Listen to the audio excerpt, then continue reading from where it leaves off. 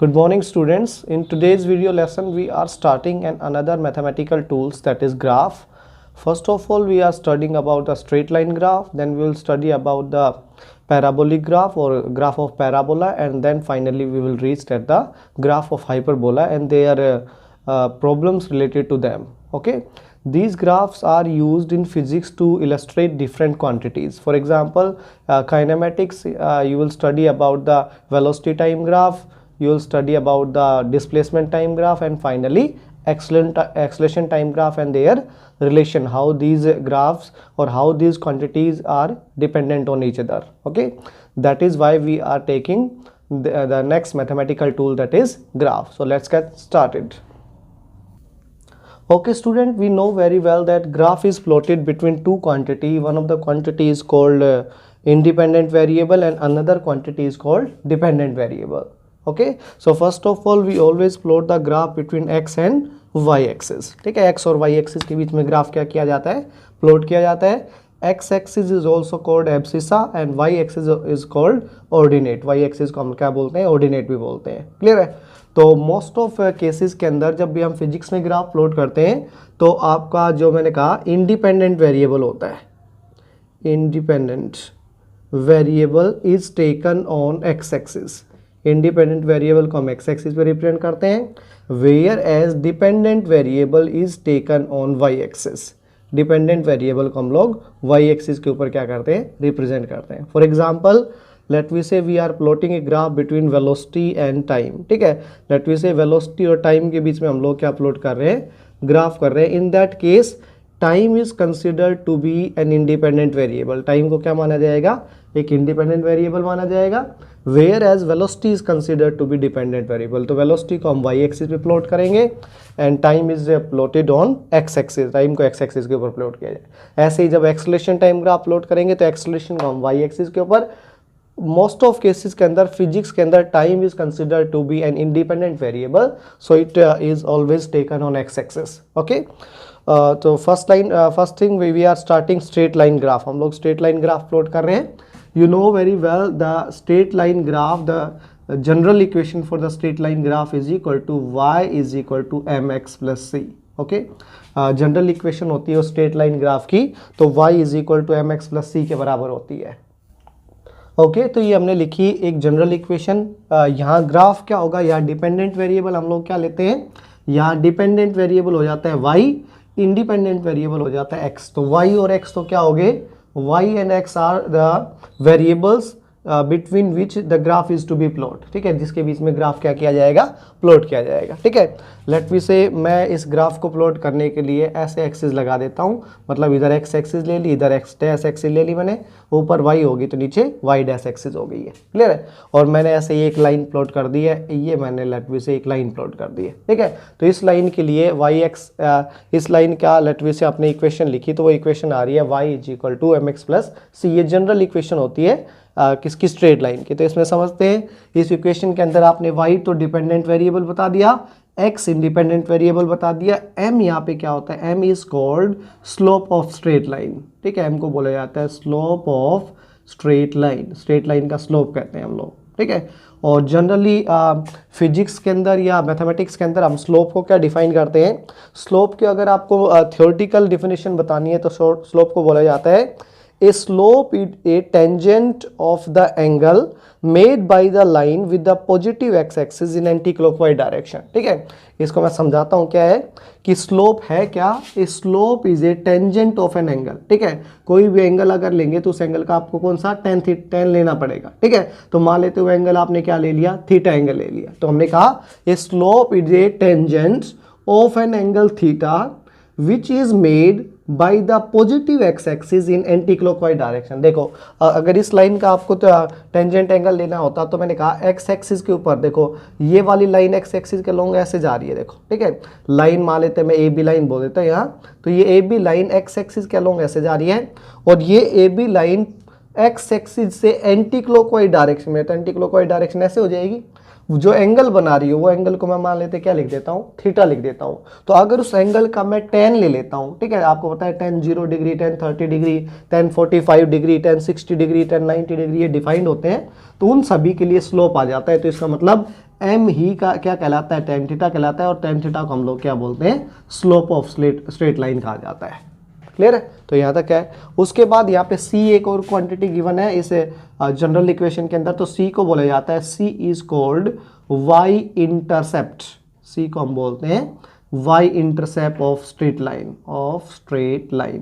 उस straight line की y intercept, इसका मतलब किस पॉइंट के ऊपर उस स्ट्रेट लाइन ने y एक्सिस को क्या किया है, कट किया है, उस पॉइंट को हम क्या बोलते हैं, y इंटरसेप्ट बोलते हैं। तो इस ग्राफ के लिए यहाँ से, दैट इज ओरिजिन से, और लेट मी से इस पॉइंट को मैं बोल लेता हूँ L पॉइंट तक आपका क्या हो गया, y इंटरसेप्ट हो गया। ठीक है, तो सारी चीज़ें आपको इक्वेशन, जनरल इक्वेशन में क्लियर है। y will be taken on simply y axis, x हम लोग x एक्सिस पे प्लॉट करेंगे। ये दोनों क्या है, एक इंडिपेंडेंट वेरिएबल, एक डिपेंडेंट वेरिएबल। m हम बोलते हैं स्लोप ऑफ द ग्राफ, और c को कहा जाता है intercept of the straight line का इंटरसेप्ट बोलते हैं। ठीक है, स्लोप को एक्सप्रेस करने के और भी वेज होते हैं। एक वे और मैं समझाऊं तो स्लोप को बोलते हैं हम लोग, देखो लेट मी से मैं एक स्ट्रेट लाइन ग्राफ प्लॉट करता हूँ, 10th क्लास का मैं एक ग्राफ ले लेता हूँ, जिसके अंदर आपने ओम्स लॉ के लिए आप ग्राफ प्लॉट करते थे, जिसके अंदर आप y एक्सिस के ऊपर current flowing through a conductor लेते थे, और x एक्सिस के ऊपर आप potential difference applied across the conductor लेते थे। ठीक है, और उस केस के अंदर आपको पता था ओम्स लॉ के लिए किसी भी ओमिक डिवाइस के लिए ऐसे एक स्ट्रेट लाइन ग्राफ आता था। ठीक है, उस स्ट्रेट लाइन ग्राफ का आप स्लोप फाइंड आउट करते थे, और उस स्लोप का रेसिप्रोकल होता ना, वो रेजिस्टेंस के बराबर आता। ठीक है, तो अगर इस लाइन का स्लोप फाइंड आउट करना होता था तो हम क्या करते थे, पहले दो पॉइंट चूज करते थे, एक P पॉइंट चूज कर लिया आपने, एक Q पॉइंट चूज कर लिया। ठीक है, P पॉइंट के कोरस्पॉन्डिंग लेट मी से पोटेंशियल V1 बता दिया आपने, करंट I1 बता दिया। ठीक है, Q पॉइंट के कोरस्पॉन्डिंग आपने पोटेंशियल बता दिया V2, और करंट आपने बता दिया I2 के बराबर। ठीक है, तो करंट और पोटेंशियल डिफाइंड हो गए दोनों P और Q पॉइंट के अराउंड। अगर आपको P और Q पॉइंट के बीच में स्लोप फाइंड आउट करना है तो आप इस लाइन को आगे एक्सटेंड कर देते हो। अब हमने क्या कहा कि जिस पॉइंट के राउंड हम ले रहे हैं उस पॉइंट के राउंड पॉजिटिव एक्स एक्सिस, ये आपकी पॉजिटिव एक्स एक्सिस होगी लंबी से। ठीक है, इस एक्स एक्सिस के साथ एंटी क्लॉकवाइज डायरेक्शन में स्ट्रेट लाइन के साथ जो एंगल बनता है उस एंगल को अगर मैं कितने से डिनोट कर दूं, थीटा से, तो ये थीटा, अगर इस थीटा का हम लोग tan ले लेंगे तो tan थीटा आपका क्या आने वाला है, स्लोप आने वाला है। ठीक है, तो इसका स्लोप कैसे फाइंड आउट करते हैं, देखो इसके स्लोप को फाइंड आउट करने के लिए ये P पॉइंट हो गया, ये Q पॉइंट हो गया, और इस पॉइंट को लेट मी से मैंने बोल दिया L पॉइंट बोल दिया। ठीक है, तो ये मैंने L पॉइंट लगा दिया यहाँ। ठीक है, तो यहाँ हम लोग फाइंड आउट करना है, हमें इस स्ट्रेट लाइन का स्लोप फाइंड आउट करना है। स्लोप को आप m लेटर से रिप्रेजेंट करते थे, और हमने कहा था स्लोप को डिफाइन किया जाता है कौन से, tangent of the angle made by the positive x axis with the straight line in anticlockwise direction. Okay, तो यह tan थीटा हो गया। tan थीटा का जनरल फॉर्मूला ट्रिग्नोमेट्री में होता है perpendicular divided by base. Clear है, तो यहाँ परपेंडिकुलर हो गया आपके पास QL के बराबर। ठीक है, डिवाइडेड बाय बेस हो गया आपके पास PL के बराबर। ठीक है, अब QL है क्या एक्चुअली में, ये वाला QL है। ठीक है, QL क्या है, I2 और I1। ठीक है, तो QL निकलेगा तो आ जाएगा आपका I2 minus I1, that is difference of current eight Q point and P point, divided by PL भी आएगा difference of potential at L point and P point, तो V2 माइनस क्या हो जाएगा, V1 के बराबर हो जाएगा। ठीक है, तो एक और वे भी है, या आप इसको ये बोल सकते थे, ये क्योंकि y एक्सिस है ना, तो यहाँ हम बोले देंगे यहाँ कोऑर्डिनेट आया है change in the coordinate of y axis, यहाँ आ जाएगा change in the coordinate of x axis, तो इसको हम लिख सकते थे del y divided by del x की फॉर्म में भी। ठीक है, और फिजिक्स के अंदर इस डेल वर्ड को कहा जाता है चेंज। ठीक है, that is change in the value of y to the change in the value of x। ठीक है, और एक वे और होता है स्लोप को डिफाइन करने का, वो आपको डिफरेंशिएशन में सिखा देंगे, अभी मैं बता देता हूँ। वैसे आपने सुना होगा, अगर आपने काइनेमेटिक्स से कुछ पॉइंट्स देखे थे, अगर काइनेमेटिक्स थोड़ा सा पढ़ा था आपने, तो उसमें पढ़ाया जाता है कि स्लोप होता है, another way of defining the slope is dy over dx, इसको बोला जाता है rate of change of Y with respect to X. ये भी स्लोप को डिफाइन करने का एक वे होता है, लेकिन ये स्लोप का डिफाइन करने का वे कब माना जाता है, जब आप किसी पर्टिकुलर क्वांटिटी के लिए मान लेते हैं एक्स एक्सिस और वाई एक्सिस के बीच में स्ट्रेट लाइन ग्राफ नहीं, ओके लेट मी से किसी का ग्राफ कैसा है, कर्व्ड ग्राफ है, ठीक है, और उस कर्व्ड ग्राफ के किसी भी पी पॉइंट के ऊपर आपको क्या फाइंड आउट करना है, स्लोप फाइंड आउट करना है, तब आप इस rate of change of Y with respect to X की हेल्प लेते हो, ठीक है। तो ये स्ट्रेट लाइन के बारे में था, ठीक है। आई होप आप इसको याद रखोगे, मैं एक दो क्वेश्चन और करवा रहा हूँ इसके ऊपर, देखो तो आपको स्ट्रेट लाइन और अच्छे से समझ में आ जाएगी।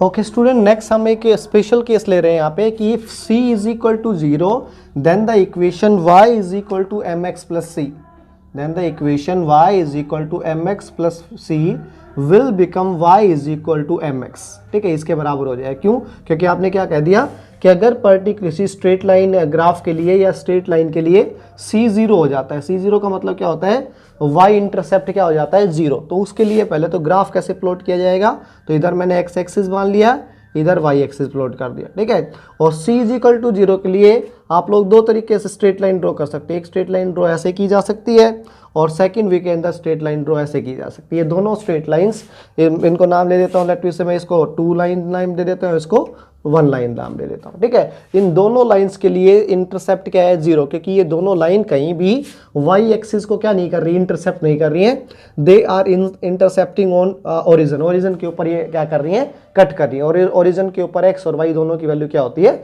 0 के बराबर होती है, ठीक है। ओके, फिर मान लेते हैं आपको इन दोनों लाइंस का स्लोप डिसाइड करना होता कि किस लाइन का स्लोप पॉजिटिव है, किसका स्लोप नेगेटिव है। तो बड़ा सिंपल सा वे, हमने क्या कहा था, अगर मान लेते हैं सेकंड लाइन का स्लोप डिवाइड करते हैं तो हमने क्या कहा था, पॉजिटिव एक्स एक्सिस ले लिया आपने, पॉजिटिव एक्स एक्सिस से एंटी क्लॉकवाइज डायरेक्शन में अगर कोई एंगल लिया आपने, ठीक है, एंटी क्लॉकवाइज डायरेक्शन में एंगल ले लिया, इस एंगल को आपने θ2 बोल दिया, क्लियर है। सिमिलरली मैं सेकंड लाइन के लिए कर देता हूँ कि पॉजिटिव एक्स एक्सिस से एंटी क्लॉकवाइज डायरेक्शन में एंगल लिया, उस एंगल को मैंने θ1 बोल दिया, ठीक है। तो आप इसको जूम करके देखना, आराम से समझ में आएगा। θ1 एंगल मैंने फर्स्ट लाइन के लिए लिया है, θ2 एंगल मैंने सेकंड लाइन के लिए लिया है। अगर इन दोनों केसेस के अंदर आपको क्या लग रहा है, θ1 है वो ग्रेटर देन है किससे, θ2 से, क्लियर है।